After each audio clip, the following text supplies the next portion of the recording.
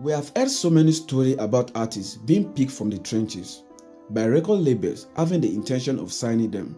The artists, happy that they have finally made it, sign contract without reading the terms of agreement or consulting a lawyer, and then years later, after the artist become a success, things get sour because the artist realizes that he or she is being cheated as a result of the terms of the signed contract, resulting in feud between the artist and their label. The feud may also come to fruition because the artists now want to start their own label and renege on the contract signed by the label, with all this usually culminating in both parties ending up in the courtroom. Now, let's go through some of Nigeria's famous artists who have had issues with their record label. This promises to be fun and I hope you enjoy it. Please make sure you like the video, subscribe to the channel and turn on the notification bell. Wizkid vs EME.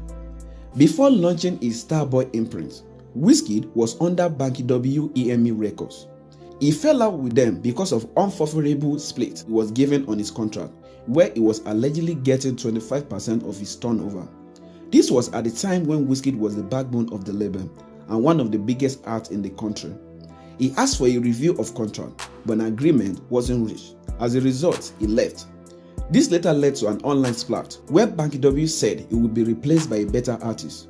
In response, Wizkid said, "I can never be replaced. You mistook my loyalty for stupidity, so don't get mad that I've decided to move on with my life."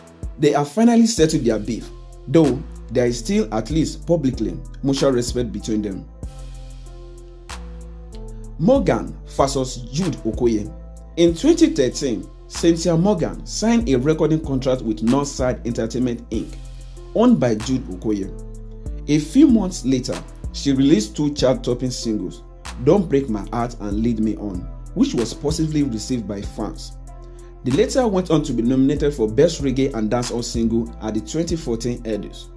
After releasing a few hit songs, Cynthia went into isolation until 2020 when she finally returned to social media and trended heavily after claiming that Jude Okoye, the owner of record label Northside Entertainment, took everything she owned away from her.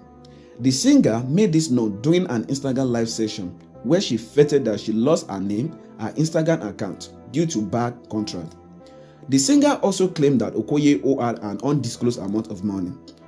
Okoye, in a bid to vindicate himself, released a copy of the contract between the both parties. He has a contract where that is stated like that. Make you bring an amount to see him now. The one where I get a different. Tunde, I need you to send me your email address. I will send you a copy of that contract. Make you go through. Okay, and I'll send it to you. I'm giving you the permission to post it. Okay. Eventually leading people to attack Morgan for a deliberate attempt to gain sympathy through lies. Kizz vs G Worldwide. Nigerian singer Kizz came onto the music scene in 2014 with his hit single, "Would You?" He was signed to G Worldwide label at the time. In 2017, Kizz got into a dispute with his record label. The reason for the dispute was reportedly over the singer breaching the contract of the 7 years he signed in 2013. The contract was supposed to end in 2020, but Kizz decided to exit the label without fulfilling the terms of the contract. The singer had several restrictions placed on his ability to collaborate with other artists. Because of the dispute, an injunction prevented him from performing throughout the festive period of December 2017. The singer had to change his stage name from Kizz to Kizz, even though he had released his critically acclaimed and commercially successful Eddie-winning 2016 debut album, New Era, when he was signed to still Kizz and was signed to G Worldwide. The album had hit singles such as "Would You," "Laye," "Good Time," and "Mama." In 2017, the singer started his own record label, Flyboy Entertainment, and he started releasing music again. The singer released his somophone album, No Bad Song, through the label. Despite all the progress Kizz had made, Jude Worldwide still tried to get the singer on a leash as they filed another 500 million lawsuit against him. The duo has since been in and out of court trying to resolve the issue. Asa vs Records. I'm talking to you, Mr. Jailer. I'm talking to you, Jailer. Stop calling me a prisoner.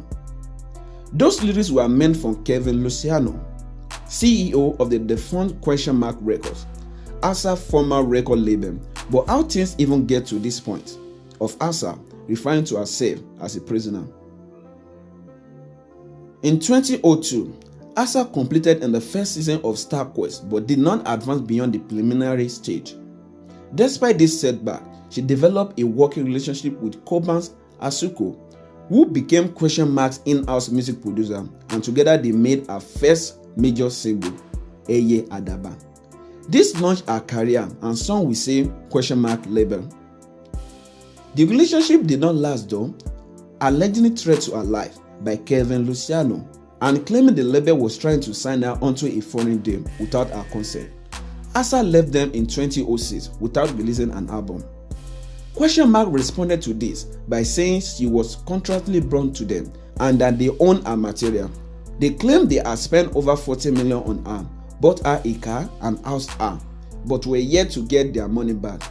They released a song in an album titled The Captivator, but that did not stop Asa from moving to France, where she signed a multi-million naira deal with Knife, a French record label.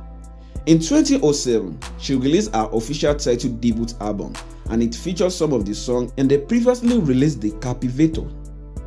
The feud went on for a while, and in 2012, Asa called Question Mark criminals on Twitter after an album titled Down on Me was released.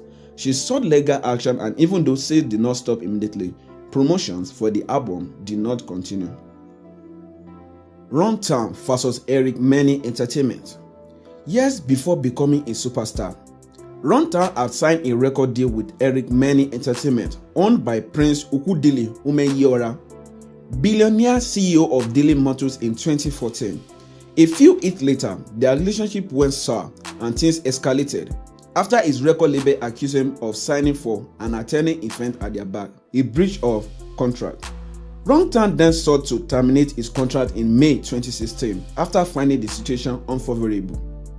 He alleged that there were payments he never received from live performances, recorded royalty, income, etc. The singer also alleged he received death threats from the label. The label responded by getting an injunction, prevented the singer from performing or recording, pending the ruling from their lawsuit. They also obtained another injunction against him in USA, where he was bid to kick off a US tour. Eventually, both parties resolved their issues out of court, with Runtown remaining on the record label for one more year, but with an improved contract that gave him more creative control. Vector vs. YSG. The Vector YSG feud began in 2013. Before that, their romance lasted for about 4 years, and it seemed like a match made in heaven before their feud started. In all his songs, Vector always made it a point of duty to call the name of his record label, yelling YSG. According to sources, problems arose after the rapper began to express dissatisfaction with the pace of his career development and the label's casual attitude towards it. He suggested that they employ more professional individuals, and when they refused, Vector hired people and started paying them personally. Issue escalated when Vector took a self-sponsored vacation to US and returned only to meet his record label boss Anga, who claimed that he went to the state to sign a record deal. Although Vector denied the accusations, he ended up receiving a summoning letter from the Commissioner of Police of Lagos State to the area he commanded in Lagos. On getting there, he was presented with a breach of contract petition, claiming he had employed external hands to work for him. His parents got involved as his dad is a retired police officer, and it was settled amicably. Feeling unsafe and threatened, Vector surrendered the car and apartment YSG has provided for him and went about his daily life until he was eventually arrested at a music video shoot and detained until his lawyer came through. The label went ahead to file an injunction against Vector at a federal high court, preventing him from recording, composing, or releasing any material as a recording artist. For 9 months, his career stalled as he battled the injunction until both parties decided to settle out of court, with Vector buying out his contract at a discounted rate. The whole debacle ended with artist writing an open letter where he apologized to the label for everything. The whole incident evidently affected the artist's career until after a few years, when he was able to wriggle his way out of the mess. Please don't forget to like, comment, and subscribe for more. See you guys soon. Yours sincerely, Hype.